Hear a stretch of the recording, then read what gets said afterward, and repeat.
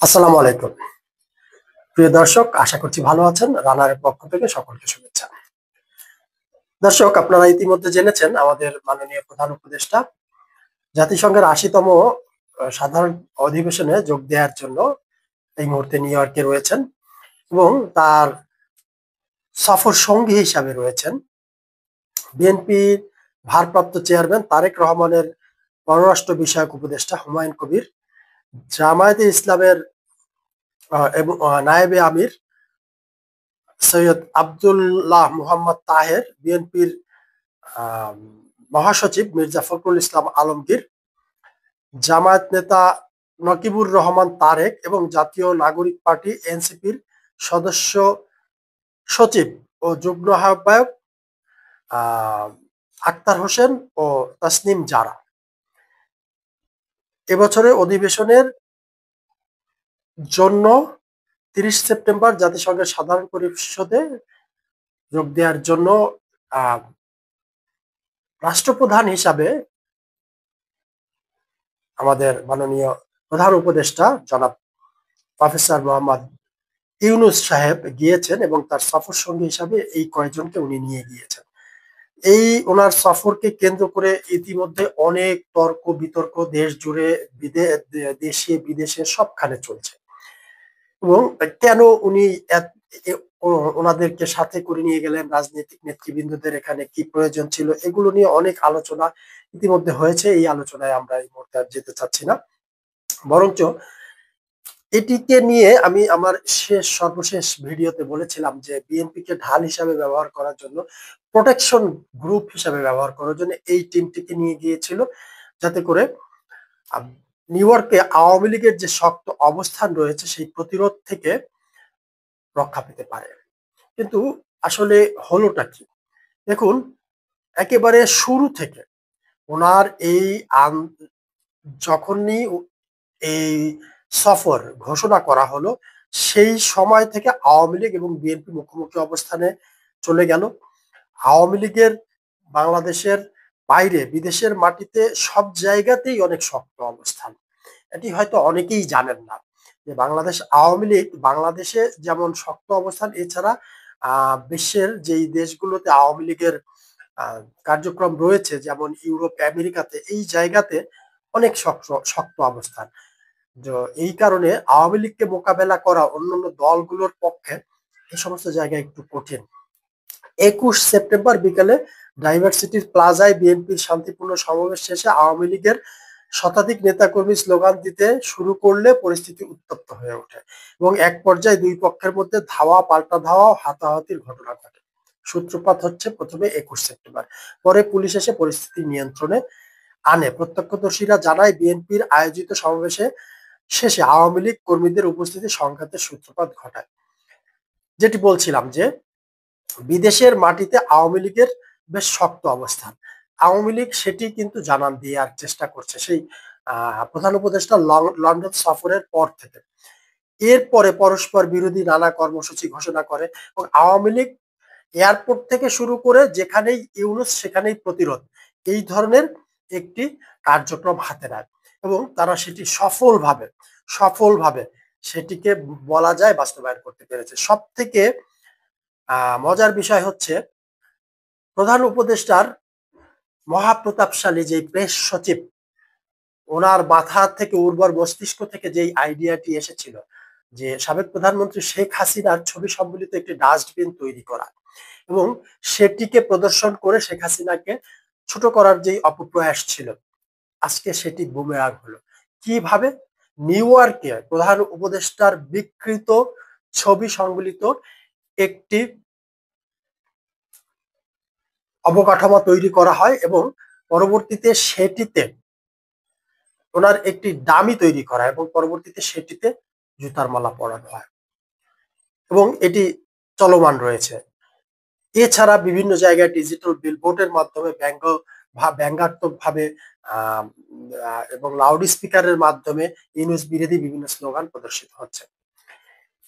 সর্বশেষ যেটি হলো, দর্শক আপনারা আমি ছোট্ট একটি ভিডিও দেখাই, ভিডিওটি দেখলেই বুঝতে পারবেন যে কি পরিস্থিতির সম্মুখীন হয়েছে প্রধান উপদেষ্টার সফর সঙ্গে এই টিমটি। স্বৈরাচারের দোষর আক্তার এখানে, রাজাকারের প্রতিনিধি আক্তার। যারা আপু আপনি পিএইচডি ধারী,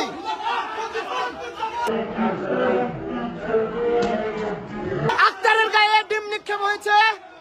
আক্তার রাজাকারের প্রতিনিধি আক্তার, স্বৈরাচারের প্রতিনিধি আক্তার এখানে। ভাই আপারে কিছু করেন না, আপারে না, আক্তারে ধরেন, আপারে কিছু করেন না, আপারে কিছু করেন, আক্তারে দেন। হ্যাঁ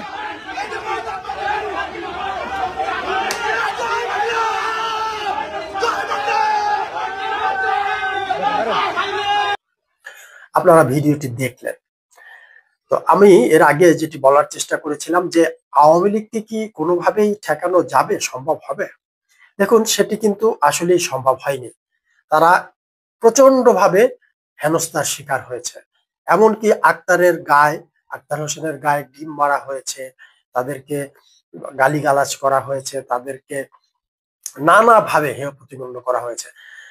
যেটি এই ঘটনাকে কেন্দ্র করে যেটি হয়েছে যে বাংলাদেশ থেকে নিউ ইয়র্কের যেই ফরেন সার্ভিস রয়েছে সেখানে তাদের কাছে বিশেষ সহযোগিতা চাওয়া হয়েছে নিরাপত্তার জন্য, কিন্তু তারা সাফ জানিয়ে দিয়েছে যে প্রত্যেকটা রাষ্ট্রের প্রধানের জন্য যেই ধরনের নিরাপত্তা ব্যবস্থা আয়োজন করা দরকার সেটি তারা নিয়েছে।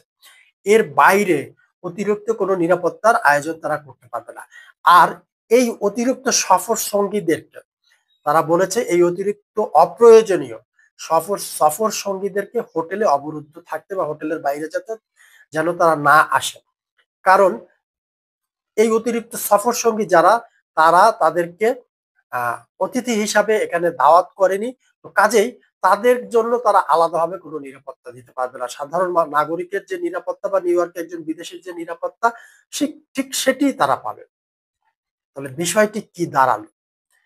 ওনাদেরকে নিয়ে গিয়ে এখন কি উল্টো বুমেরাং হলো যে লন্ডনের মতন হোটেলে অবরুদ্ধ হয়ে থাকতে হবে প্রফেসর ইউনূসকে?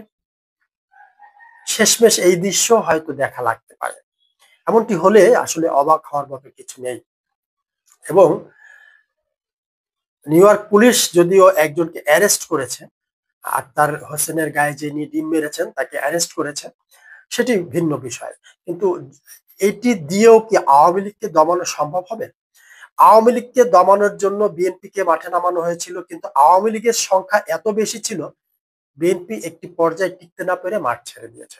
আর জামায়াত ইসলামী তো সেখানে নামেইনি। কেন নামেনি? কারণ তারা জানে জামায়াতের যে কর্মী সংখ্যা আছে, যে তাদের যে সংখ্যা কর্মীর খুবই নগণ্য, আওয়ামী লীগের সমর্থক বা কর্মীদের সামনে দাঁড়ানোর মতোই নয়। আওয়ামী লীগকে মোকাবেলা করতে পারে শুধুমাত্র বিএনপি, কিন্তু তাদেরও অবস্থান এত মজবুত নয় যে আওয়ামী লীগকে তারা এখানে মোকাবেলা করতে পারে। দর্শক, আওয়ামী লীগ যেইভাবে তাদের শক্তি প্রদর্শন করছে এবং এটি তাদের মনোবলকে কিন্তু বৃদ্ধি করছে, এই মনোবল বৃদ্ধি দেশের রাজনীতিতে কিন্তু প্রভাব ফেলবে। এবং আপনারা দেখবেন যে খুব শীঘ্রই এইটার কে কেন্দ্র করে দেশের বিভিন্ন জেলায় এমনকি ঢাকাতেও আওয়ামী লীগের ঝটিকা মিছিল, এবং সেই মিছিলের আকার আগের থেকে অনেক বড় হবে নিঃসন্দেহে। কারণ তাদের মনোবল বৃদ্ধি পাচ্ছে এবং তাদের রাজনৈতিক কৌশলগুলো কাজ করছে, এমনটি বিশ্লেষণ করলে দেখা যায় এবং অনেকেই মনে করে।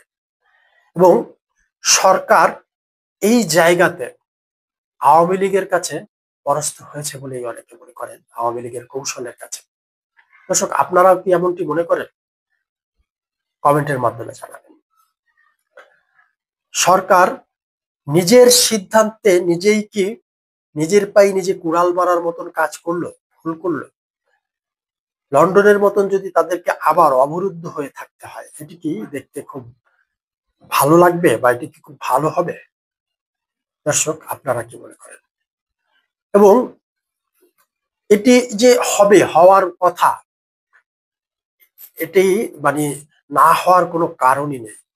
আওয়ামী লীগ যেভাবে ক্ষিপ্ত রয়েছে, কারণ কি আওয়ামী লীগের উপরে যেভাবে সরকার শক্তি প্রদর্শন করছে, তাদের নেতাকর্মীদের যেভাবে হেনস্থা করছে দেশের ভিতরে, কাজেই তারা দেশের বাইরে প্রতিশোধ দেওয়ার চেষ্টা করবে। এমনটি অনেকে মনে করে এবং এমনটি ঘটছে। দর্শক, আপনারাও কি এমনটি মনে করেন? আজ এই প্রশ্ন রেখে শেষ করছি। ভালো থাকবেন, সুস্থ থাকবেন। দেখা হবে ইনশাল্লাহ আগামী পর্বে। আজকের মতো আল্লাহ হাফেজ।